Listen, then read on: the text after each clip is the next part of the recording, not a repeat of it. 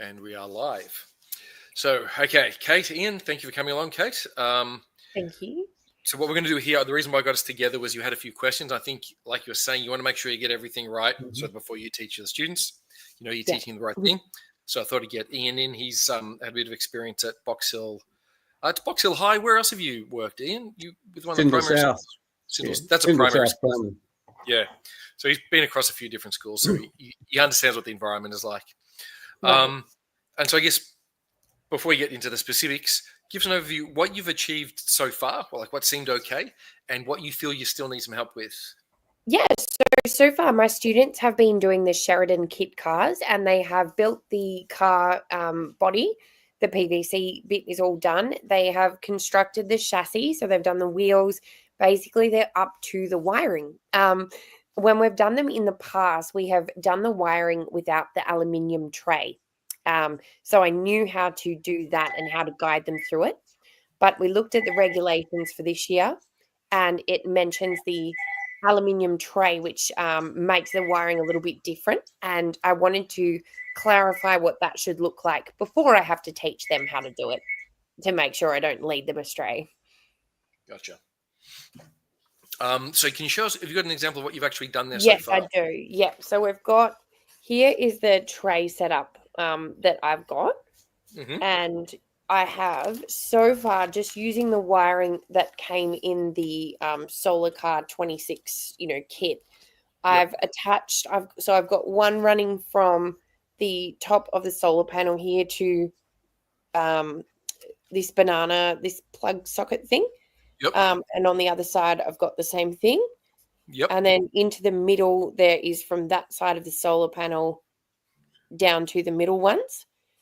So that is all hooked up. It's not soldered in yet. I just put the terminals. Gotcha. And down here, so I've got a small black wire running between these two plugs. And these ones I hooked up to the wires that are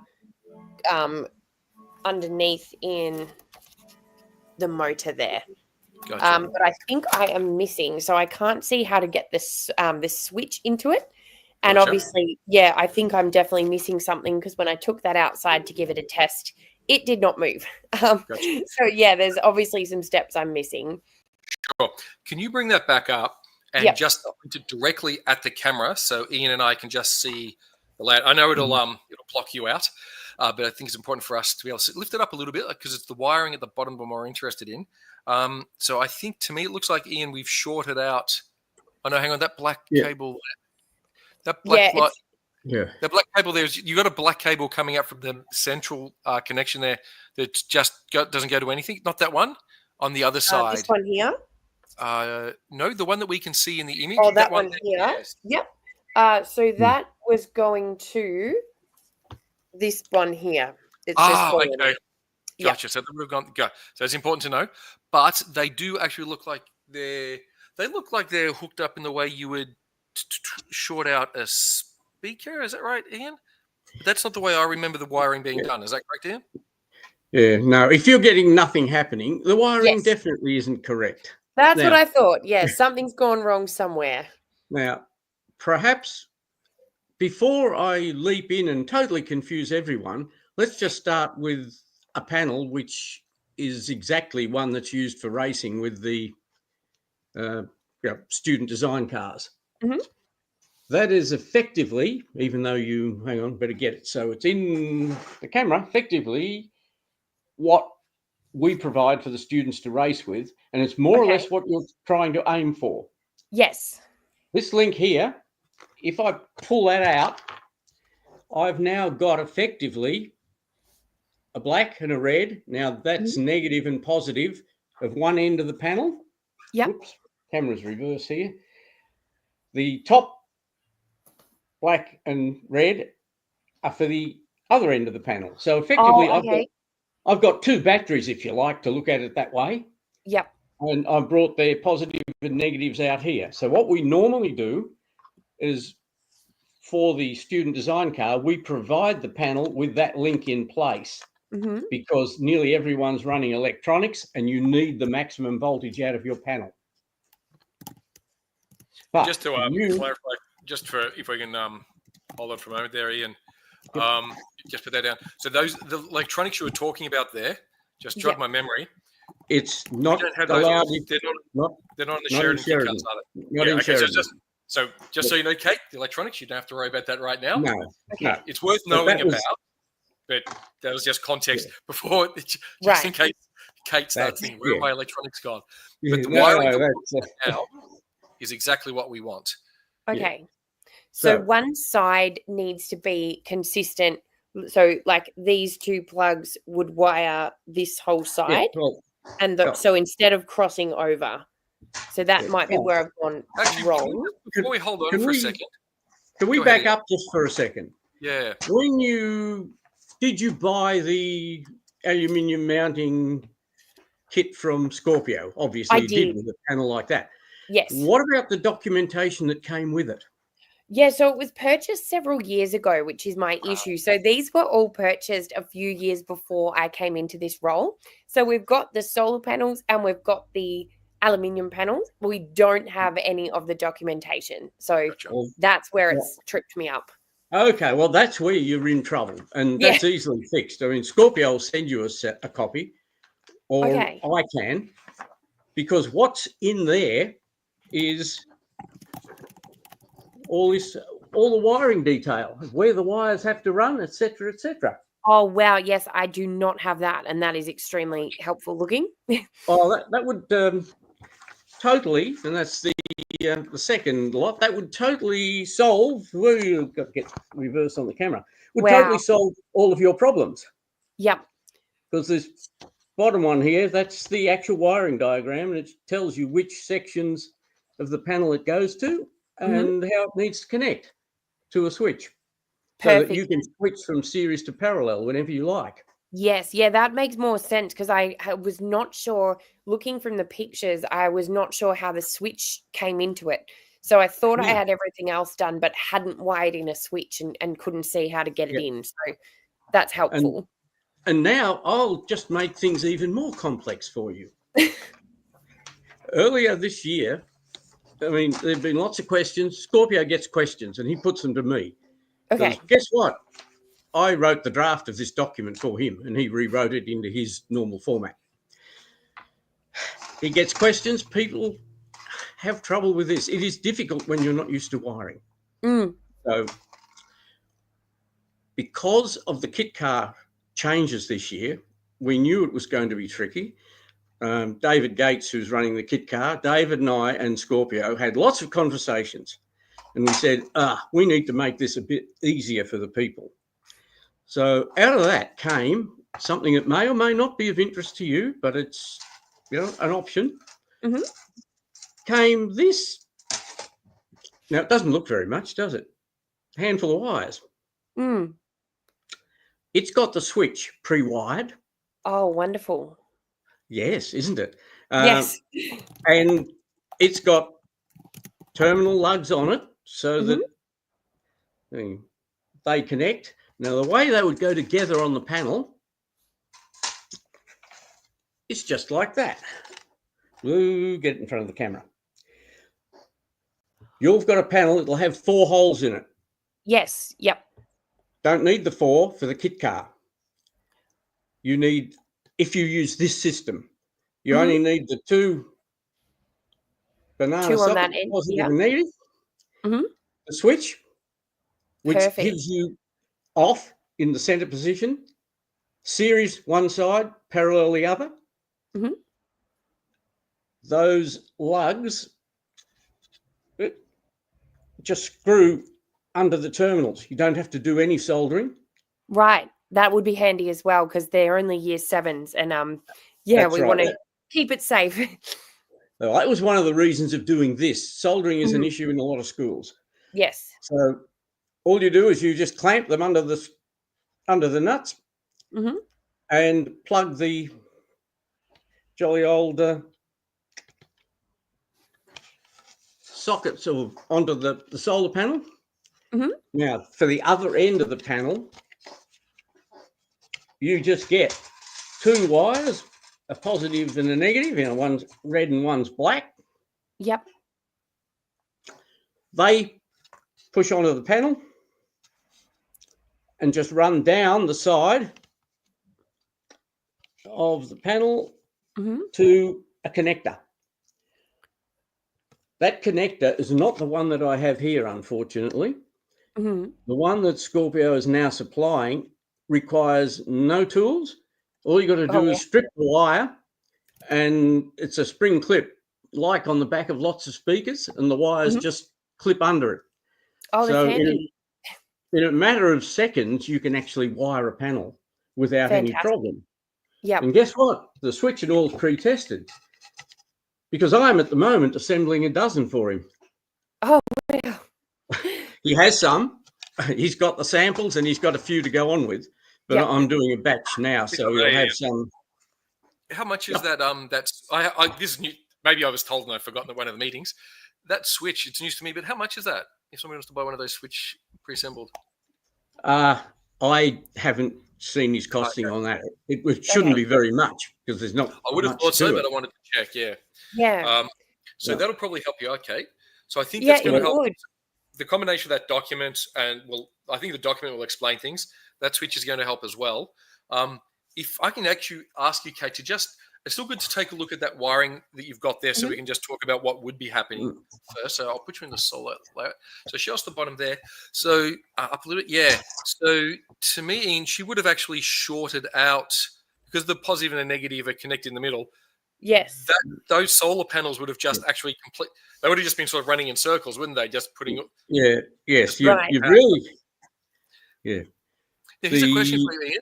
Is there any chance of damage has been? Can you short out solar panels and damage them? Do they damage? No. Damage they short out? No. Do whatever you like. But that's because they've got enough internal resistance, haven't they? Yeah, and you've got so little power here; it's of no consequence. No, so you can run them short-circuited all day, and these won't do anything. If you've got a big array, you might start a fire, which could be a bit ordinary, but there's not enough energy in this system. No, this just had nothing happen. Like it just didn't. Gotcha. No, nothing will happen. No action. So before we push on, Kate, because I know like you're getting yourself back up to speed with all of this. When Ian was talking about going from parallel to series, are you across what the difference is between the two there? No, I've read about it, but I think the time I have done this before with my students, it was an extraordinarily overcast day with almost no sun. And we, instead of like fiddling with the switch, we just found a setting that worked and stuck with it because there was one either series or parallel was just producing nothing. So the one time we've actually raised, we almost didn't factor that in. Ian, would you like to talk a bit about?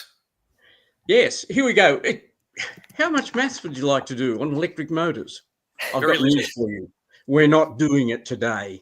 Good. Your electric motor needs a certain amount of current to actually overcome the internal friction. So to get the shaft to even spin. If you're, say, all in series and it's very low sun, you probably won't have enough current. Okay. When you go to parallel, you've halved the voltage, but you've doubled the current available. So for very low sun or low sun, probably up to around 50%, you would be running in parallel. Yep. That sounds like exactly what we did because series, it was so overcast that the cars moved, half a centimeter and that was it. Yes, it's really important. You've got to have enough current to overcome basically the internal friction in the motor. Right. So the motor is not running at its best efficiency when it's in parallel. It really wants to see the full voltage, which you would have if the panel was in series. But better to have it run inefficiently than not run at all, which is your other option. So you choose series or parallel, depending on sun level, and it's important that you can select them. Otherwise, as you've seen, you might not have the effect you wanted. Like it'll sit there sulking, doing nothing. Exactly. And we won a few races that time we did the challenge by virtue of our car moved, 3 centimeters and the other team's car didn't move at all. But then we sort of quickly realized that something wasn't working and other people getting a bit more movement. So we switched them all to what ended up being parallel. And then we started to get them moving. Yeah, that's sort of the very important thing. A bit of practice outside is also a good move, but yeah, and the difficult thing was when we did the training at school and we made sure that we had all had a practice race. We set them up outside. Everything was working brilliantly, regardless of which way you had to switch, and they were all experimenting with the different ways. But it was a sunny day. And so as soon as we got out there for the challenge and we didn't have those conditions, the kids are going, but it worked yesterday when the switch was doing this. And yeah, it was a lot of on the spot problem solving, which is great for them, but stressful. Yes. So if I can jump in for a moment there, Ian, I understood, I think probably in the modern school culture, there is very much a desire to do this, it's done. Do this, it's a very linear sort of thing. And whereas I think some time ago, there was a little bit more opportunity for students to maybe sort of iterate, have a few goes. And that's certainly what Ian's talking about there, is if you can maybe have a couple of days, or even explicitly try to do a sunny day and an overcast day so the students can see that beforehand. I know it doesn't line up with the way a lot of modern education systems work. So I'm just trying to fix my green screen lighting. But it will help just if they can have a few goes beforehand where there's sun and maybe less sun. Sorry to interject there, Ian. I just wanted to... No, and I think we can do that. I've deliberately taught the unit in term 2 so that we've got all of term 3 to put the finishing touches, do some testing. We're going to show the junior. So I'm working with year 7. So we're going to show the children in grade 3 and 4 the cars and how they work, and like invite them to come and watch the trials of the cars. So we've built in a little bit of time to do that, which is good. So when you say year 7, this is at a high school, but they'll be going to a primary school that's a part of... So our school goes from prep to 12. So we're all on the same campus, and the year 7s are when they're at lunchtime, the juniors are in class and vice versa. So yeah, we can invite them, and they just have to sort of walk across the road and come and see us. Yep. So on that topic, what subject is that you're actually teaching? What's this within? Yeah, it's interesting. So I teach a subject called General Extension, which is a withdrawal program for gifted students.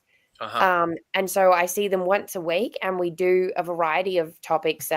Some of them are STEM and design type topics. Some of them are ethics, philosophy, politics, debating, that kind of thing. So yeah, term 2 is our STEM design. So the year 7s do the solar cars, the year 8s do like a Lego design challenge, and the year 9s we're doing forensic science. Gotcha. So if it helps, I don't know if you're going to the level, but if you go into this much detail, this topic, what Ian was talking about earlier, a lot of it can be explained with the photoelectric effect. So if you wanted to link some science to the solar panels, if you talk about the photoelectric effect, whereby the brightness of the sun is proportional to the current, that might be something that helps provide the mental model to understand what's going on. Yes. So I think we've covered most of the things with the panel. Did you want to go over the actual, I think the circuit layout was explained in that diagram that Ian held up. Yeah, circuit's perfect. I think the only other question I had was, so we have got more cars than we do solar panels. So we're in the position where we have to switch them in and out on competition day. Is that possible to do this with this setup? That's exactly what this setup was designed for. Perfect. If you look at the back of the panel, it's got Velcro around it. Yes. Now, that is for the student design car, but you would do exactly the same for the Sheridan. You would only put fairly small patches of Velcro on the Sheridan car. They don't need to be more than about 10 mil square, 4 of them. That'll adequately hold a panel. And yes, unless you're racing 2 of your cars together, you only need 1 panel because you're only racing 1 car at a time. Yes. But you might be racing one of your other cars at some stage. We did that last time. That's right. We raced each other quite a few times. So I'll make sure we've got kind of at least 4, just so we've got some backup ones. Well, you only need 2 unless something bad happens.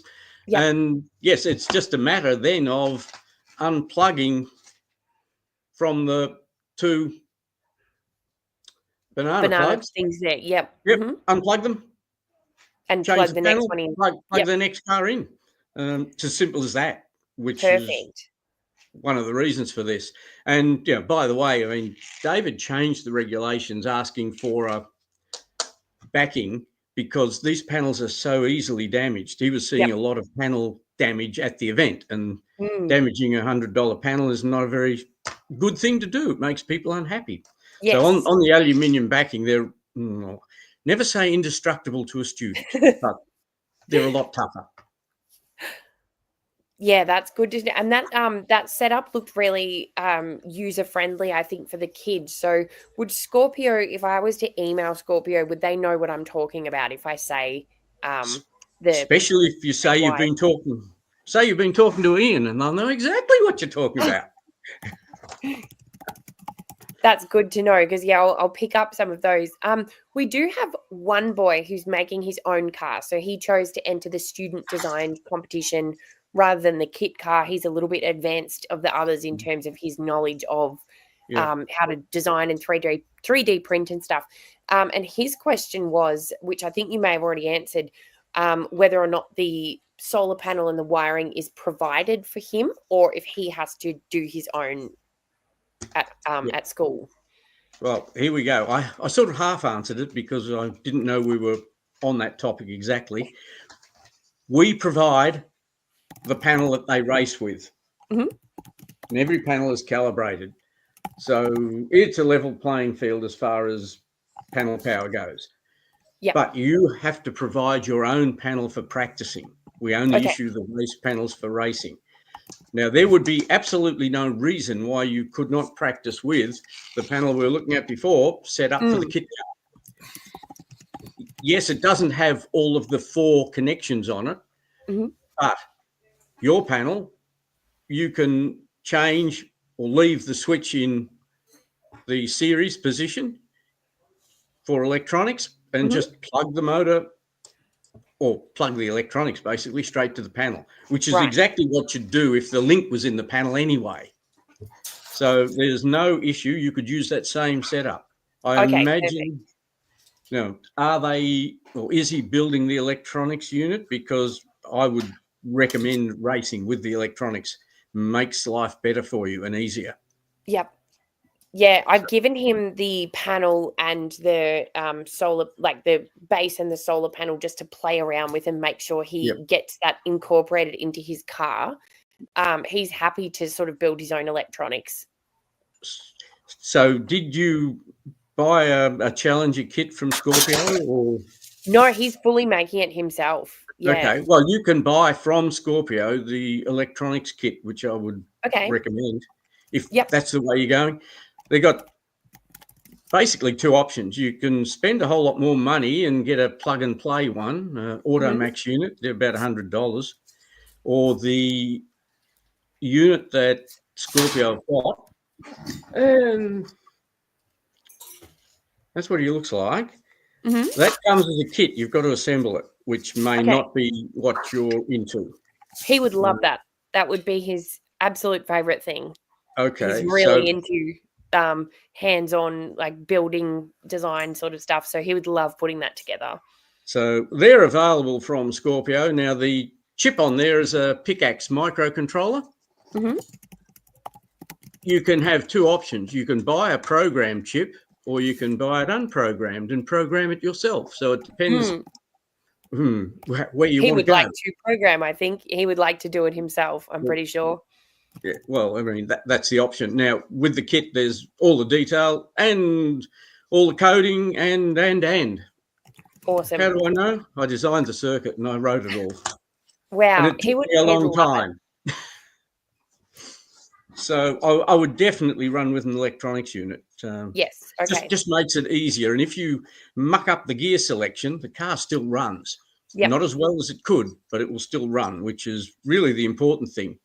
A car that doesn't run is a bit shattering, and it's not what we want to see. Yeah.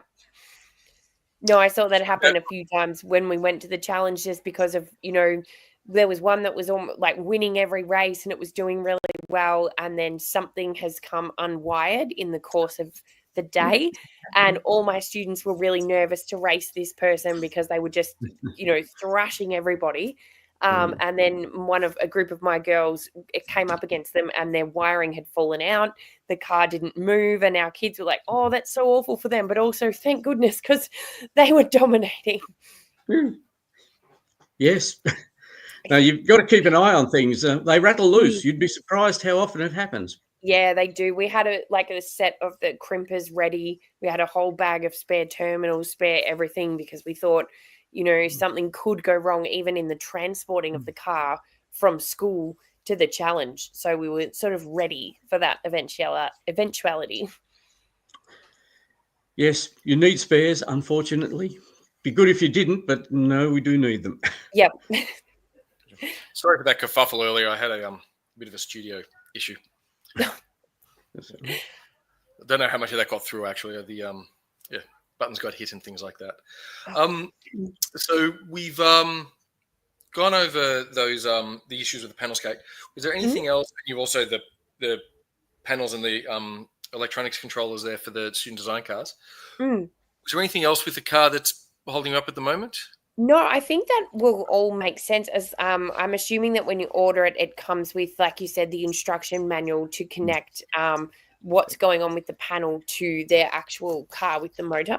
And it would sort of explain how to wire that up. We've got plenty of wires, so we've got the materials there. We just need that one that you showed us, I think, the pre-wired one with the switch. And the electronics... sorry, just a second here. Are you across what the electronics do? How the electronics work in the student design context? That chip that Ian showed. Are you aware of what that actually does? No, this is our first time with anybody who's chosen to do student design. So I'm brand new to that. Ian, do you want to just give us a rundown what the electronics actually do? Yeah. Let's do it really simplistically. If I put a very low resistance load on my solar panel, it will take all the current that the panel can deliver me at that particular sun level, and the panel voltage drops like down to very nearly zero. Now, power is current multiplied by volts. So if the volts equals zero, you can have as much current as you like and you've got zero power. This is a foible of solar panels. Now, what the electronics does is it holds the solar panel at its maximum power voltage. Okay. And it controls how much current goes to the motor by it's using pulse width modulation. So it effectively is switching the motor on and off very rapidly. And its on time varies with how much sun energy you've got. More sun, it'll be on for longer. Now, this particular unit's running at 35 kilohertz. So you can't, and the motor can't see much happening. It seems like DC to the motor. So that's really what it does. It just makes sure it always sends the maximum power available from your panel to the motor, irrespective of if you've got the wrong gears on.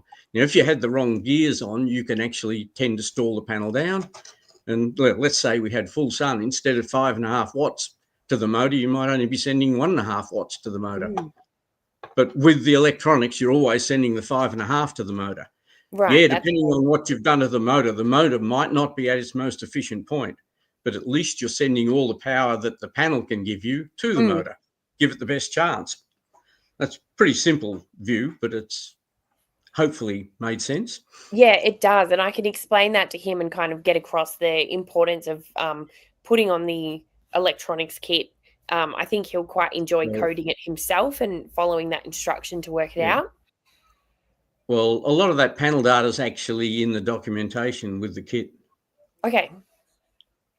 Perfect. So, yeah, that's something for him to read through as well. And then we might next year get more students choosing to do a student designed. If we have one and it works out, he can sort of come and teach the others next year when he's in year 8. He can come to the class and do a presentation about what he's done. That'd be good. Because I should point out the kit cars were explicitly designed as a stepping stone to student design cars. Right. Yep. That's actually what they were made for. Okay. So which you could present that though to students, say, well, these are like your intro level. That if you do want to do student design, that's like a step up, which seems to be what's happened with you. Yeah, exactly. Because when I introduced it to the class, he sort of pulled me aside afterwards and said, look, I have done pretty much that before. I've made a kit car before, not the Sheridan one, but I've built this sort of thing. Is there something I can do that's going to be a bit more challenging? So then we said, okay, well, why don't you enter the student design and use that as your, challenge for the term? Okay. That's very interesting to know, because we're always curious about the ways teachers use this within the context of the classroom, and knowing that they could present both the kit car and the student design cars together, and the student design car being for somebody who's maybe done this before, that feels confident they can do a bit more. That's good to know. Yeah, because the whole kind of intention of our program and what we do is, getting them to explore some skills they might not get in the classroom, but also get that extra level of academic challenge. And if he was saying to me, this task is not actually going to be academically challenging because I've done it before, I sort of thought, what's the next step then where we can still engage him in the task, but he can challenge himself? And that seemed to be the logical thing to do, is have him design his own. Excellent. All right. So at this stage, Ian, I think we've covered the key stuff related to panels.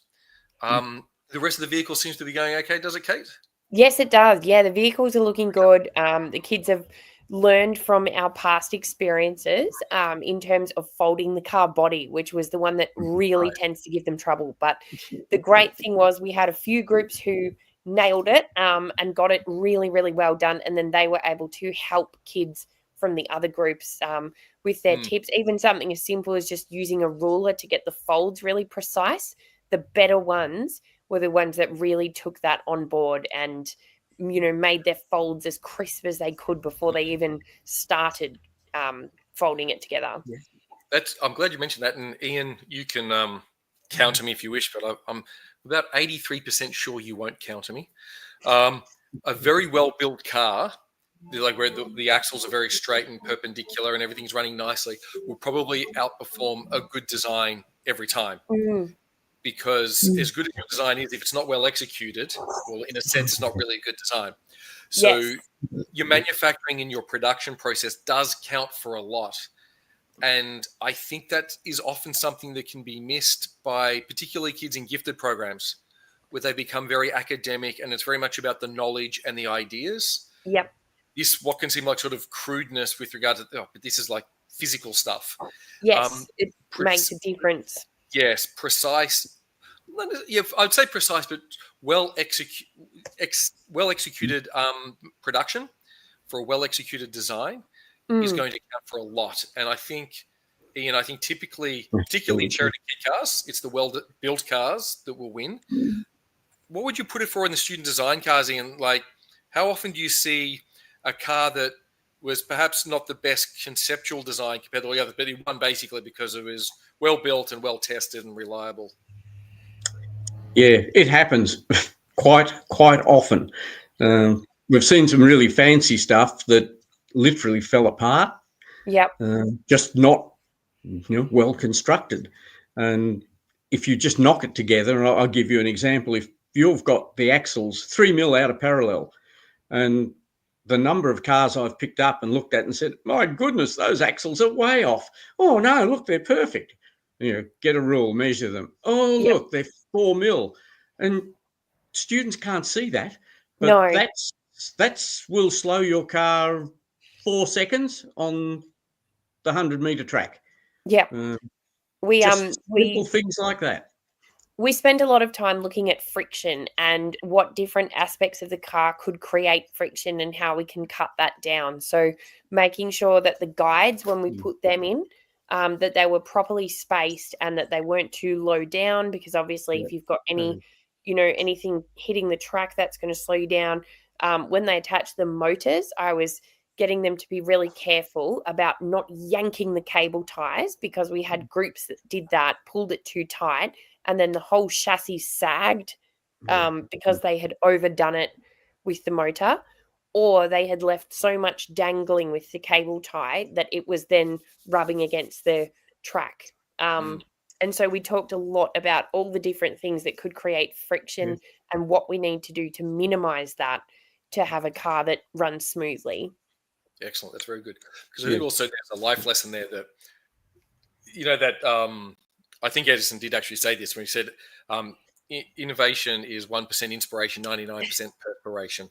It really is a life lesson that just because you've got an idea, you've only just started.